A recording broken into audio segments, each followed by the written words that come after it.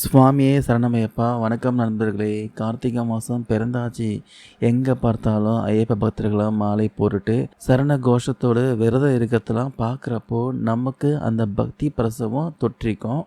48 நாள் விரதம் இருந்து இருமுடி கட்டி சபரிமலை போய் அந்த ஐயப்பனை தரிசனம் பண்ணுறது ஒரு பெரிய பாக்கியம் சொல்லலாம். ஆனால் சில காரணங்களால் உடல்நிலை சரியில்லாததுனாலையோ இல்லை வேறு சூழ்நிலை காரணமாகவோ எல்லாராலையும் பார்த்தீங்கன்னா சபரிமலைக்கு போக முடியாது. ஸோ நம்மளால் ஐயப்பனை நேரில் போய் பார்க்க முடியலையேன்ட்டு அப்படின்னு கவலைப்படுறீங்களா? கவலையே வேணாம். அவங்க வீட்டில் இருந்தபடியே ஐயப்பனோட முழு அருளையும் பெறக்கூடிய ஒரு எளிய பூஜை முறை தான் இந்த பதிவில் பார்க்க போகிறோம். இந்த பூஜையை நீங்கள் எப்போ செய்யணும்னா கார்த்திகை மாதத்தோட கடைசி நாள் அன்னைக்கு தான் செய்யணும்.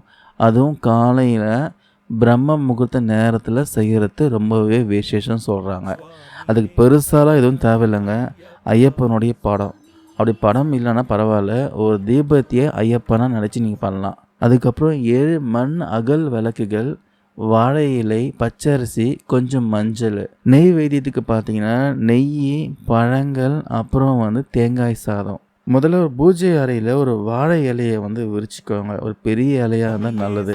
அதில் பச்சை அரிசியும் மஞ்சளையும் கலந்து நல்லா பரப்பி விடுங்க. அதுக்கப்புறம் அந்த அரிசி மேலே 7 அகல் விளக்குகளை வட்டமாக அரிசியை பார்க்குற மாதிரி அடுக்கி வைங்க.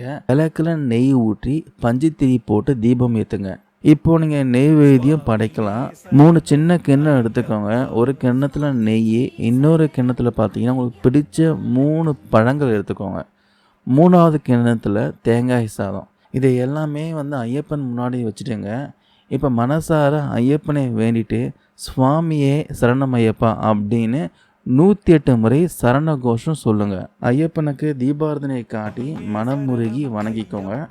பூஜை முடிஞ்சதும் நீங்கள் நெய்வேத்தியமாக படைத்த பிரசாதத்தை முதல்ல வீட்டில் இருக்க 10 வயசுக்கு உட்பட்ட குழந்தைங்களுக்கு கொடுங்க.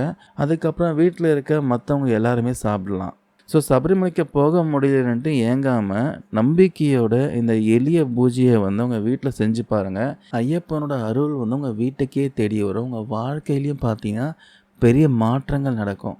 எல்லாருக்கும் ஐயப்பன் அருள் கிடைக்கட்டும். சுவாமியே சரணமையப்பா.